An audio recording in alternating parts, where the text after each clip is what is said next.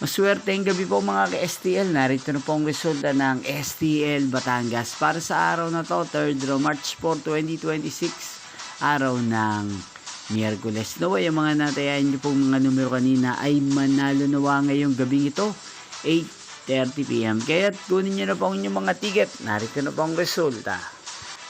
Ang mga numerong nanalo sa STL Batangas ngayong gabing ito, March 4, 2026, 8:30 PM. Third draw result, 23 at 35 in exact order.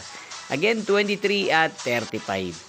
At ngayong gabing ito sa STL Batangas, atin pong i-shoutout si Ate Marina ng Batangas. Shoutout po sa inyo, Ate Marina. Sana po ay nasa maayos kayong kalagayan.